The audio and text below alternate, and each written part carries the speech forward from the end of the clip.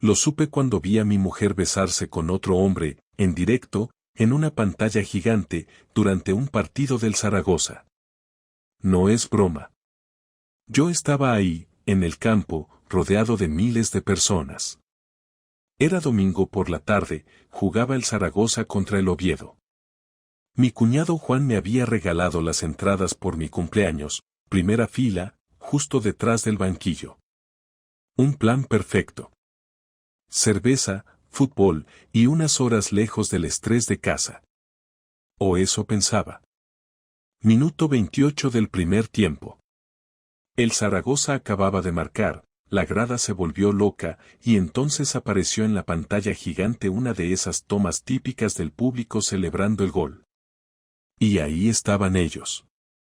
Mi mujer, Laura, sentada en las gradas del fondo sur, con un tipo que no era yo. Él le agarraba la cara como si fuera la escena final de una película romántica. Ella se reía, cerraba los ojos, y se besaban. Descaradamente. Con lengua. Yo me quedé congelado. Literalmente. No grité, no me levanté, no dije ni una palabra. Solo la miraba en esa pantalla gigante mientras la grada seguía celebrando. Todo el mundo estaba contento, menos yo. Y lo peor no fue verla ahí. Lo peor fue que me había dicho que estaba en casa de su madre, que iban a pasar la tarde haciendo torrijas con la abuela porque era su cumpleaños. No tenía ni idea de que le gustara el fútbol, ni de que tuviera un nuevo amante con entradas en la grada contraria. Me pasé el resto del partido en estado de shock. Cuando terminó, salí del estadio entre la marea de aficionados, sin decirle nada a Juan, sin hablar con nadie. Solo pensaba en una cosa, ¿quién carajo era ese tipo? Y lo más importante, ¿cuánto tiempo llevaba Laura viéndole la cara de tonto a este pringado? No fui a casa directamente después del partido, no porque no tuviera ganas de gritarle en la cara lo que acababa de ver, sino porque no sabía qué iba a pasar si me cruzaba con ella en ese estado. Me bajé 2 paradas antes, me senté en una terraza con vistas a la avenida y pedí un café solo, como si eso fuera a ayudarme a pensar con claridad. No miré el móvil en todo ese rato, no tenía ninguna gana de ver si me había mandado algún mensaje, si había subido alguna foto, si su mentira seguía activa como si nada hubiera pasado. Me limité a repasar mentalmente lo que había visto, su cara, su boca con la de otro, su risa mientras se la sujetaba como si fuera suya. Volvía una y otra vez al momento en el que dijeron que estaban en casa de la madre. Vamos a hacer torrijas, cariño, luego te llevo una. Eso me había dicho por la mañana. Torrijas. Y ahora lo único que me provocaba náuseas era imaginarme a ese tío metiéndole la lengua mientras yo estaba celebrando un gol como un imbécil. Volví a casa a las 9. No porque me apeteciera verla, sino porque no podía aplazarlo más. Tenía que ver cómo actuaba, si iba a mentirme a la cara, si iba a fingir como si nada. Entré con la llave, con calma, como si todo estuviera en orden, y ahí estaba ella, sentada en el sofá, con el pelo recogido y una mantita sobre las piernas, viendo una serie de esas que nunca terminamos. Me saludó con una sonrisa forzada, como si estuviera ensayando ser buena esposa. ¿Qué tal el partido?, preguntó sin mirarme a los ojos. Ganamos, le dije. ¿Y tú, qué tal con tu madre? Bien, estuvimos toda la tarde en la cocina, luego vimos una peli. Mentirosa. Ni una sola duda, ni un parpadeo. Lo tenía tan bien ensayado que por un momento dudé si había alucinado en el estadio. Pero no había forma de confundirse con esa imagen. Era ella. Su cara, su forma de reír, su ropa. Todo. No dije nada. Me duché, cené un poco de jamón con pan y me acosté sin comentar nada más. La idea era sencilla, si no hablaba, ella se iba a sentir segura, iba a bajar la guardia, y entonces yo podría averiguar más. Si me mostraba enfadado o diferente, lo negaría todo. Pero si seguía como si no supiera nada, tal vez se confiaba. Y así fue. Al día siguiente, mientras yo estaba preparando el desayuno, ella entró en la cocina con el móvil en la mano, riéndose de algo que había leído. Mamá dice que se le olvidó darte las torrijas, dijo mientras abría la nevera. Bueno, ya me las darás otro día, respondí con calma. No era necesario montar una escena. No todavía. Los días siguientes fueron una mezcla de rutina y observación. La espiaba sin que lo notara, controlaba sus horarios, sus salidas, sus excusas. Y cada vez que decía que iba con alguien, me aseguraba de que no era cierto. Un jueves por la tarde, dijo que tenía claustro en el instituto. Perfecto. Llamé a un amigo que trabaja en la consejería y le pedí que me confirmara si había reunión ese día en el centro. Nada. Ni claustro, ni reunión, ni jornadas formativas. A la hora en la que supuestamente estaba encerrada con sus compañeras hablando del próximo trimestre, su coche estaba aparcado en el Paseo Independencia, justo al lado de una cafetería donde, según vi desde lejos, estaba sentada con el mismo tipo del estadio. Esta vez no se besaban, pero la forma en la que lo miraba y cómo le tocaba el brazo cuando se reía dejaba claro que lo suyo no era una amistad. Volví a casa antes que ella y no dije ni una palabra. Pero esa noche, mientras dormía, me levanté y revisé su bolso. No su móvil, porque sabía que sería estúpido. Lo importante estaba en los detalles. En la cartera encontré un ticket de parking de ese mismo día, de un aparcamiento justo al lado de la cafetería. Y en su chaqueta, un recibo de 2 cafés con leche y una tarta de queso. No me importaba el postre, me importaba que dijera 2 personas. Ella estaba fuera mintiéndome mientras yo cuidaba de la casa y de nuestro hijo como un idiota. Ya no era solo una sospecha. Tenía pruebas. No una conversación ambigua en un chat, no una corazonada. Pruebas reales. Visuales. Cronológicas. Tangibles. Aún así, no la confronté esa noche. Ni la siguiente. Me limité a seguir actuando como si nada. Hasta que un sábado, cuando Álvaro se fue a dormir a casa de su primo, ella aprovechó para decir que iba al cine con una amiga. Perfecto. La acompañé hasta la puerta, incluso la besé antes de que se subiera al coche, y me aseguré de que no tuviera ni una pizca de sospecha. A los 5 minutos, agarré mi chaqueta, cogí el coche, y la seguí con las luces apagadas desde una distancia prudente. No fue al cine. Fue directamente al centro, a un piso que no conocía, pero al que entró como si lo hubiera hecho muchas veces. Esperé casi una hora, mirando las ventanas, sin saber qué pensar. Hasta que vi que se encendía la luz de la cocina, y poco después, su silueta apareció, abrazada al mismo tío, mientras preparaban algo en la encimera. Reían. Como si fueran una pareja normal. Como si yo no existiera. Ese fue el momento exacto en el que algo se rompió dentro de mí. No fue rabia. No fue tristeza. Fue algo más parecido al desprecio. Ya no la veía como mi mujer. Era otra persona. Una desconocida que vivía en mi casa, dormía en mi cama, y mentía cada vez que respiraba. Cuando volvió a casa esa noche, fingí estar dormido. Tenía la luz del pasillo encendida para poder ver la hora exacta en la que entraba sin tener que mirarla. Fue a las 2:12 de la madrugada. Entró con paso lento, sin hacer ruido, se quitó las zapatillas con cuidado, dejó las llaves en la mesita y fue directamente al baño. Se duchó, como siempre que volvía de estar con él. Luego se metió en la cama y se acomodó de espaldas a mí. Me quedé quieto, escuchando su respiración hasta que se quedó dormida. Yo no dormí nada esa noche. No paraba de pensar en cómo iba a hacerlo. No sabía si quería gritar, tirarle algo a la cara o simplemente sentarme delante de ella y pedirle que me lo contara todo sin rodeos. Me pasé horas decidiendo si prefería verla negarlo todo o romperse a llorar. No llegué a ninguna conclusión, pero supe que no podía seguir esperando. Al día siguiente, desayunamos juntos como si nada. Álvaro todavía no había vuelto de casa de su primo, así que teníamos tiempo para hablar sin interrupciones.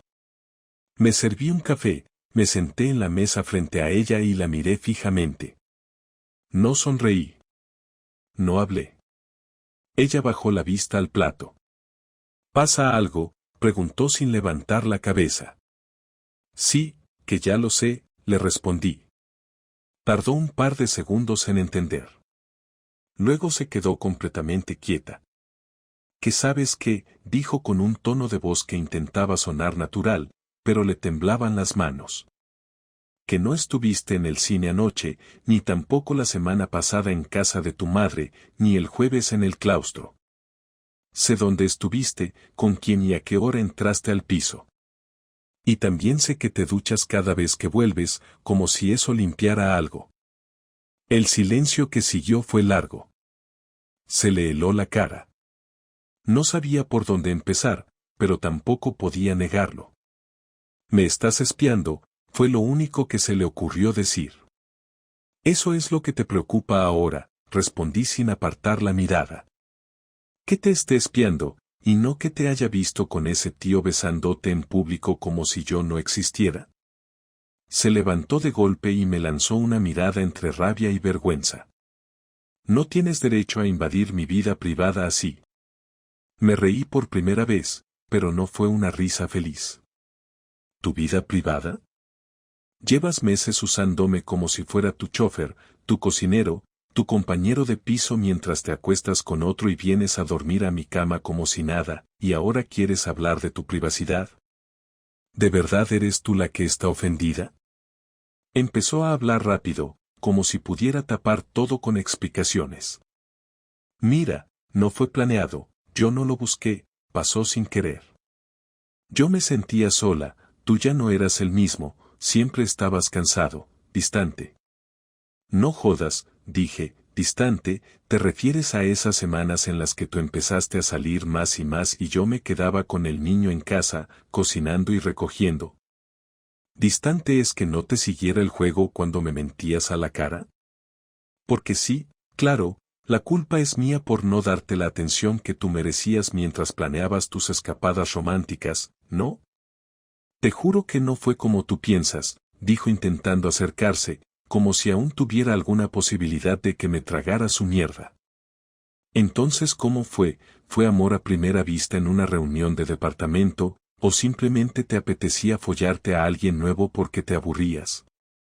Porque si me vas a contar que fue un error, que solo pasó una vez, no sigas. Sé que no es verdad.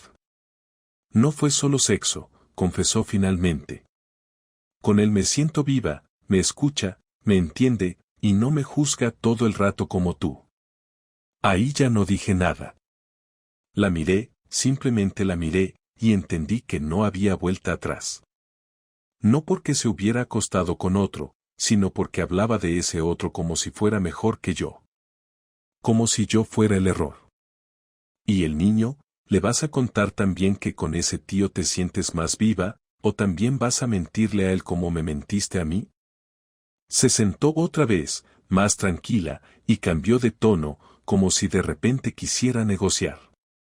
No quiero separarnos todavía. No por ahora. Podemos pensar en lo que queremos, darnos un tiempo. Solo te pido que no tomes decisiones en caliente. ¿Tiempo para qué? ¿Para que tú sigas viéndote con él y yo haga como que no me doy cuenta, o para que me acostumbre a la idea de que ya no soy suficiente? No es eso, dijo bajando la voz, es que no quiero que esto se termine así. No quiero que Álvaro sufra, que sufra más de lo necesario. Podemos seguir adelante un tiempo, ver si esto se puede arreglar. ¿Seguir adelante como pareja o como los dos idiotas que fingen por el bien del niño mientras uno de ellos se acuesta con otro? Se quedó callada, sin saber qué decir. Y ahí fue cuando entendí que, por mucho que dijera, ya lo había elegido a él. No me lo dijo con palabras, pero su silencio lo dijo todo. Te doy 24 horas para decirle a ese tío que esto se termina o para empezar a hacer las maletas. Porque si no decides tú, lo haré yo. Y no te va a gustar cómo lo haga. ¿Me estás amenazando?, preguntó con los ojos bien abiertos. No. Te estoy dando la oportunidad de salir de esto sin que termine peor para ti. Porque te juro que si me obligas, voy a hacer que te arrepientas de haber jugado conmigo. No respondió. Se fue al dormitorio, cerró la puerta y no salió en toda la tarde. Yo me quedé en la cocina, mirando la taza de café vacía, pensando en todo lo que venía después. No esperé ni las 24 horas. Esa noche dormí en el sofá, no porque quisiera dar pena o hacerme la víctima, sino porque no soportaba ni el sonido de su respiración. Por la mañana, cuando se fue a trabajar como si nada, sin decir ni una palabra, supe que no tenía intención de cortar con él, ni de hacer ningún cambio, ni de asumir nada. No estaba confundida, ni arrepentida. Simplemente no quería perder lo que tenía conmigo mientras seguía disfrutando de su otra vida. Y eso era lo que me cabreaba de verdad, que pensara que yo iba a seguir tragando como si no hubiera pasado nada. Así que empecé a mover ficha. Llamé a Marcos, mi mejor amigo, con quien compartí piso antes de casarme. No le conté todo, solo lo justo. Le dije que necesitaba un sitio donde estar unos días, pero no para mí, sino para guardar algunas cosas sin que nadie lo supiera. Me dijo que sí, sin hacer muchas preguntas. Luego fui a una copistería y encargué la impresión de todos los documentos que había ido recopilando. Las fotos del estadio, los tickets, los mensajes que pude copiar de su tablet cuando se olvidó de cerrar sesión, los horarios falsos, todo ordenado por fecha y con capturas donde se mostraban sus mentiras más descaradas. No sabía aún para qué iba a usarlo todo, pero tenerlo en mis manos me daba una sensación de control que necesitaba. Empecé a mover algunas de mis cosas al piso de Marcos, poco a poco, sin que se notara. Documentos importantes, cosas del trabajo, algo de ropa, fotos, el portátil, el pasaporte, objetos personales que no quería dejar en casa el día que todo estallara. Mientras tanto, en casa, seguía actuando normal. Jugaba con Álvaro, veía la tele en silencio cuando ella entraba en el salón, respondía con monosílabos, todo para no despertar sospechas. Ella, por su parte, empezó a ser más cuidadosa, menos risueña, como si algo dentro de ella empezara a notar que había perdido el control de la situación. La gota que colmó el vaso fue el domingo siguiente, cuando se ofreció a hacer la compra ella sola. Me pareció raro, pero acepté. Me fui con Álvaro al parque mientras ella salía, supuestamente al supermercado. Una hora después, mientras él jugaba con otros niños, la vi. Estaba en una terraza del centro, tomándose un vermut con el mismo imbécil de siempre. No se escondían, no parecían preocupados. Ella tenía esa cara relajada de quien no siente ninguna culpa. Le hice una foto desde lejos, sin que me vieran, y la guardé junto con todo lo demás. Esa noche, cuando volvimos a casa, preparé la cena como si nada. Comimos en silencio los tres. Luego mandé a Álvaro a la cama y me senté en el salón con ella. Le dije que necesitábamos hablar y que no era una petición, era una orden. Se cruzó de brazos, esperando otra bronca. Le pasé una carpeta con todo lo que tenía impreso. Esto es solo una parte, le dije. Hay más. Y si sigues jugando a que no pasa nada, te juro que esto va a terminar de la peor manera posible para ti. La miré directamente. Quiero que sepas que estoy dispuesto a arrastrarte por el barro si hace falta, y me da igual lo que digas después. No me importa el que dirán, no me importa tu trabajo, ni tu reputación.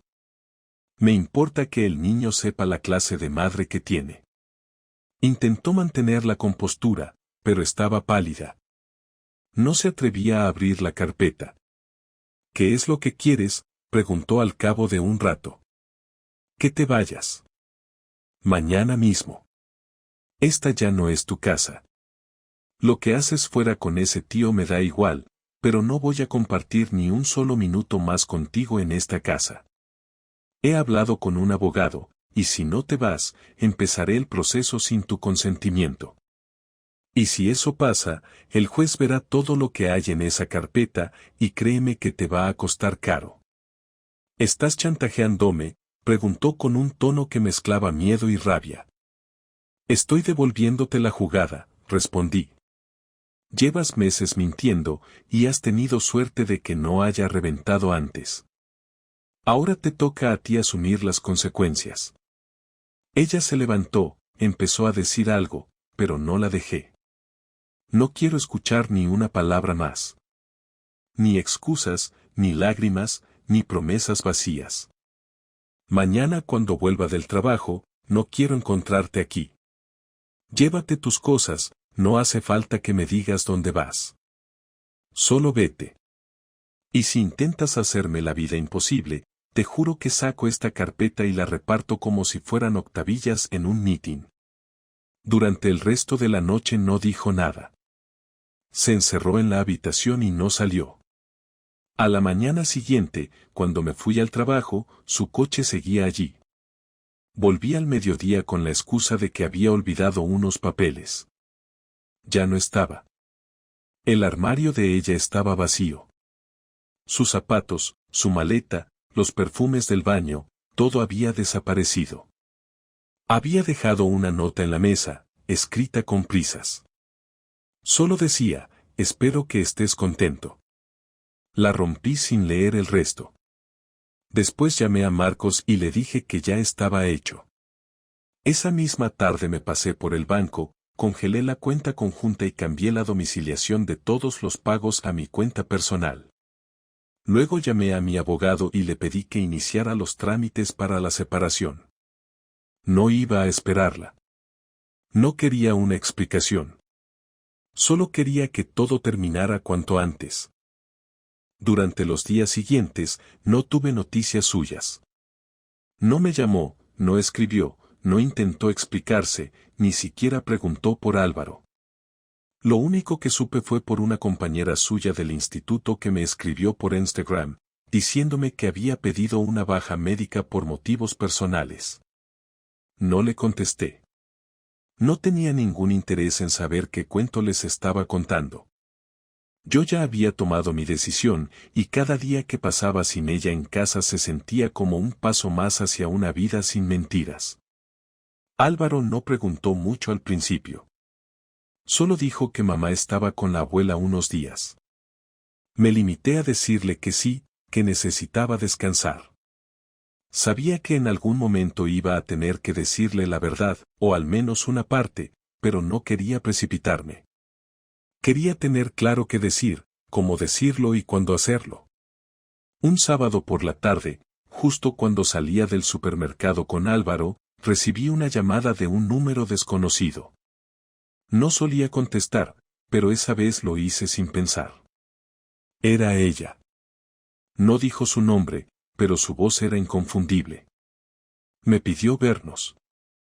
No para volver, ni para hablar de la relación, sino para hablar como adultos, sin gritos, sin amenazas.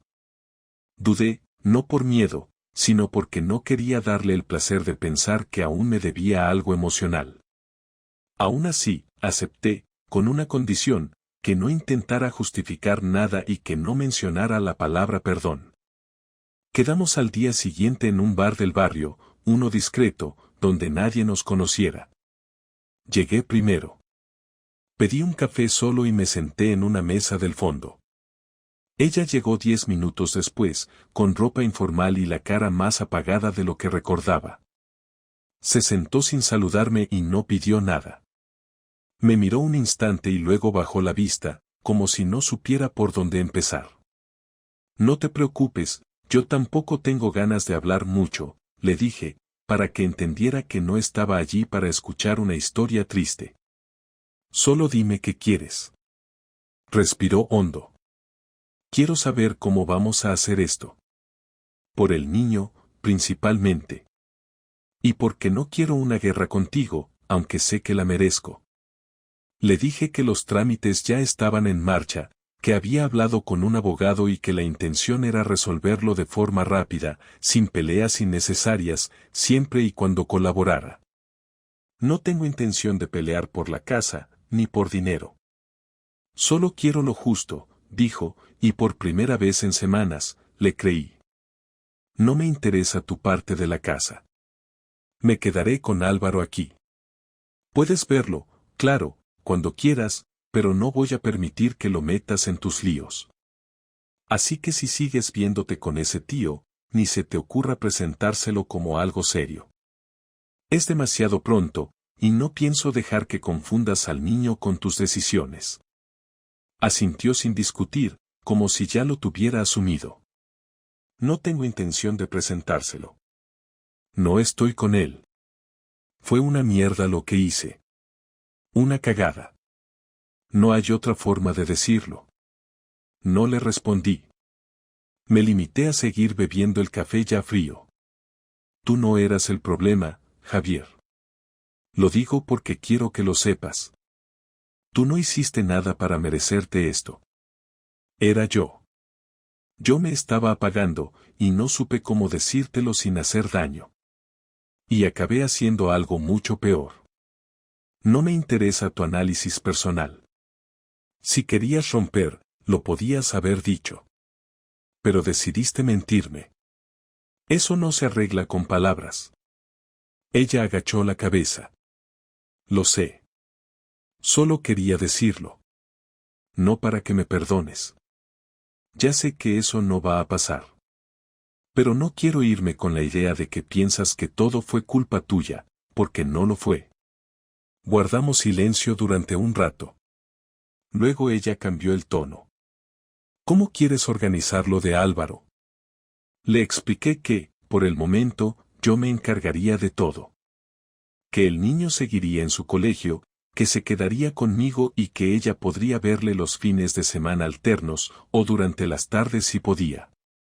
No quería ponerle obstáculos, pero tampoco iba a facilitarle la vida como si nada hubiera pasado.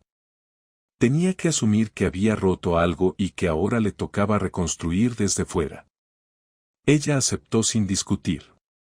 No voy a pelear por la custodia. Sé que eres mejor padre de lo que yo he sido madre últimamente. Le pregunté si estaba viendo a alguien más. Lo negó con la cabeza. No. Ni ganas. Ahora mismo no me sale mirar a nadie. Me siento como una mierda cada día. No duermo. No como. No dejo de pensar en cómo llegué a este punto. No le dije que no me importaba, porque eso habría sido mentira. Pero tampoco fingí empatía. No me alegra que estés mal, pero tampoco voy a compadecerte. Te fuiste por voluntad propia. Yo solo hice lo que tenía que hacer. Lo sé, dijo. Y no espero nada. Solo quería tener esta conversación sin gritos. Y saber que, aunque no podamos ser nada, al menos podemos hablar como padres sin matarnos. Podemos hablar mientras no vuelvas a mentirme. Con eso me basta, respondí. Nos levantamos casi al mismo tiempo. Ella se fue por una calle y yo por otra. No nos abrazamos, no nos despedimos con cariño. Fue simplemente el final de algo. Frío. Necesario. Cerrado. Han pasado 3 semanas desde aquella conversación. El silencio en casa a veces es pesado, sobre todo por las noches, pero no por extrañar a Laura, sino por el vacío que dejó su traición.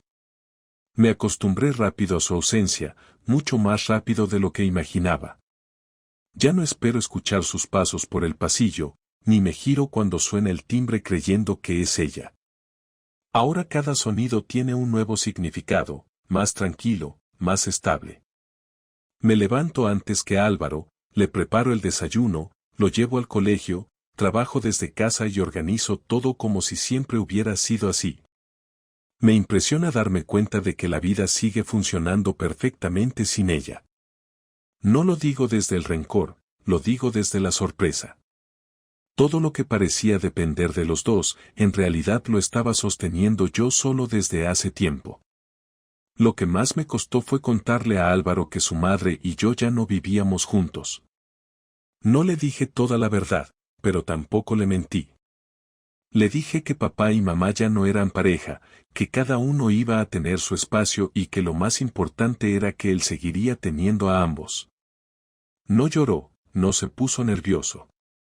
Me miró con esa seriedad extraña que tienen los niños cuando entienden más de lo que dicen y me preguntó si eso significaba que él tenía que elegir entre los dos. Le dije que no tenía que elegir a nadie, porque nosotros nunca íbamos a dejar de quererlo ni de estar con él cuando nos necesitara. Aceptó la explicación con una madurez que no esperaba y me abrazó. Desde ese día, su comportamiento ha sido casi impecable. Hace sus deberes sin que se lo recuerde, se duerme solo sin poner pegas, no ha preguntado más por su madre.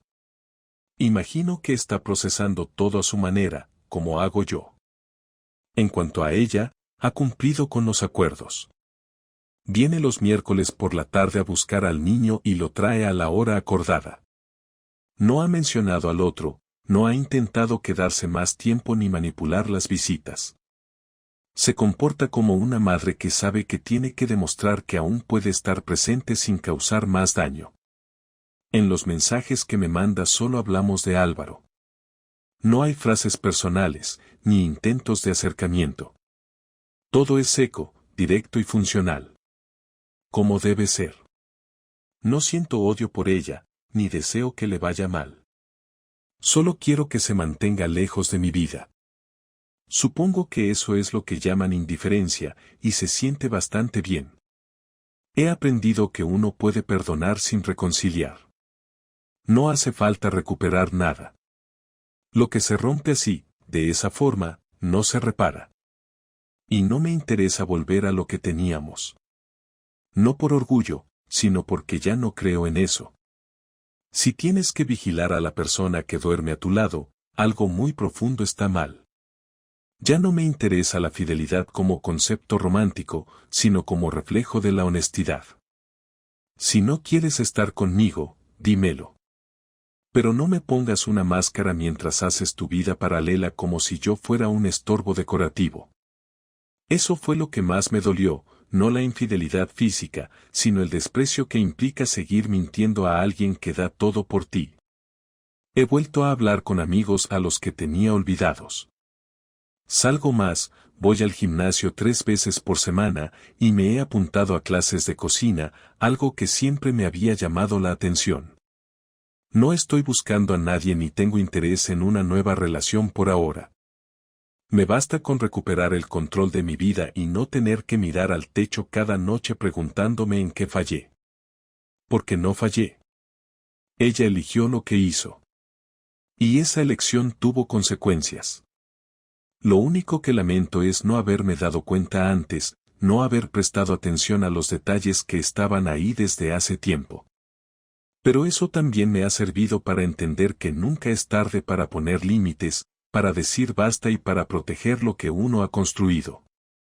Mi abogado dice que el proceso va bien, que no habrá complicaciones si seguimos así. Firmaremos los papeles en menos de un mes. Después de eso, todo será formal, legal y definitivo. No lo estoy esperando con ansiedad ni con temor. Es solo un paso más. No me interesa arrastrar esto más de lo necesario. Quiero cerrar esta etapa y seguir con la siguiente. No sé qué vendrá después, pero sé que ya no tengo miedo. Lo viví todo, la sospecha, la rabia, la tristeza, la confrontación, el silencio y la soledad.